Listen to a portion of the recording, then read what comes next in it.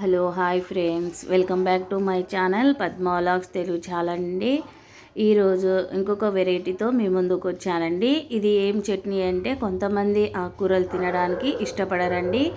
ఒకసారి ఇలా చట్నీ ప్రిపేర్ చేసి తినండి, చాలా బాగా వస్తుందండి. నేనైతే తోటకూర టమాటో పచ్చడి చేశానండి. చాలా అంటే చాలా టేస్టీగా ఉంటుంది. మీరు కూడా ఒకసారి ట్రై చేయండి. ఇదైతే కొంచెం వేడివేడి అన్నంలో వేసుకొని కొంచెం నెయ్యి వేసుకొని తింటే చాలా సూపర్గా ఉంటుంది. సేమ్ నేను ఎలా చేసుకున్నానో అదే విధంగా ప్రిపేర్ చేయండి, చాలా బాగా నచ్చుతుందని అనుకుంటున్నాను. దీనికి కావలసిన పదార్థాలు నేనైతే 2 కట్టలు తోటకూర తీసుకున్నాను. 2 కట్టలు తోటకూర తీసుకొని 2 టమాటాలు తీసుకున్నాను. కొంచెం చింతపండు తీసుకోవాలి. ఒక 10-15 వరకు ఎండుమిర్చి తీసుకోవాలి. తర్వాత పల్లీలు, శనగపప్పు, జీలకర్ర ఇంకా మెంతులు వేసుకొని ఇవన్నీ వేయించుకోవాలండి. నేనైతే ఫస్ట్ అయితే పల్లీలు వేయించుకుంటున్నాను. ఇవైతే ఫస్ట్ వేయించుకోవాలండి.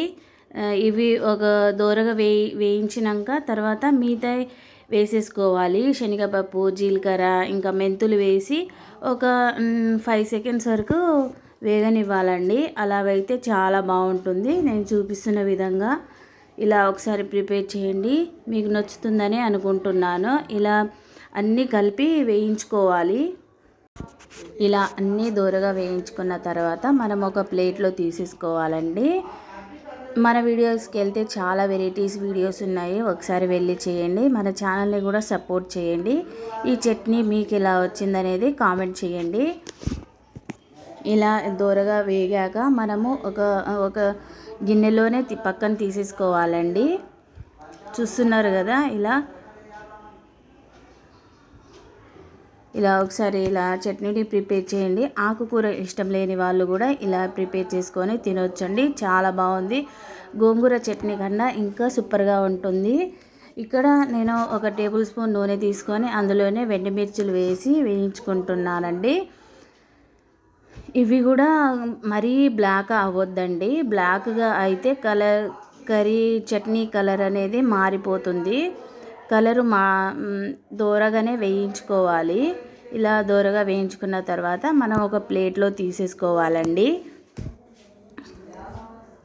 ఇలా ఒక ప్లేట్లో తీసుకున్న తర్వాత మనము తోటకూరని కూడా శుభ్రంగా కడుక్కొని 2 కట్టలుగా చిన్న ముక్కలుగా కట్ చేసుకున్న తర్వాత మనము ఒక 2-3 టేబుల్ స్పూన్ నూనె వేసి వేయించాలండి. ఇప్పుడైతే ఎండుమిర్చి వేగాక మనం ఒక ప్లేట్లో తీసేసుకోవాలి. తర్వాత అదే కళాయిలోనే ఒక 2-3 టేబుల్ స్పూన్ నూనె వేసుకొని మనం శుభ్రంగా కడుక్కొని కట్ చేసుకున్న తోటకూర కూడా వేసి వేయించాలండి. ఇలా వేయించాక చాలా బాగా వస్తుంది. ఇందులోనే టమాటాలు కూడా వేసేయాలి, చాలా బాగా మగ్గిపోతుంది. టేస్టీ అయిన తోటకూర పచ్చడి రెడీ అయిపోయినట్టేనండి. ఇలా ప్రిపేర్ చేస్తే చాలా బాగా వస్తుంది, చాలా టేస్టీగా చాలా రుచిగా ఉంటుంది. ఆరోగ్యానికి కూడా చాలా మంచిదండి. ఆకుకూరలు అయితే చాలామంది కొంచెం ఇష్టపడరండి. ఒకసారి ఇలా ప్రిపేర్ చేయండి, చాలా బాగా నచ్చుతుందని అనుకుంటున్నాను. ఇలా కొంచెం సాల్ట్, కొంచెం పసుపు వేసి మనము ఒక 10 నిమిషాల వరకు మగ్గనివ్వాలండి. ఇలా మగ్గితే చాలా బాగుంటుంది. నేను ఈ వీడియోలో చూపించిన విధంగా ప్రిపేర్ చేయండి, చాలా బాగా వస్తుంది, చాలా టేస్టీగా కూడా వస్తుంది. నేను ఒక చెయ్యి ఫోన్ పట్టుకొని తీస్తున్నానండి, అందుకనే సైడ్కి జరిగిపోతుంది. ఇప్పుడైతే మగ్గిపోయాయి కదా, చూస్తున్నారు కదా, ఇలా మగ్గిపోవాలి. ఇలా మగ్గాక మనం స్టవ్ బంద్ చేసి ఒక 5 మినిట్స్ వరకు పక్కన పెట్టేయాలండి. చల్లారినాక మిక్సీ పట్టాలి. తర్వాత మనం ముందుగానే వేయించుకున్న మిశ్రమం అన్నీ వేసి మనం మిక్సీ పట్టుకోవాలి. తర్వాత వెల్లుల్లి కూడా వేసేసుకోవాలి.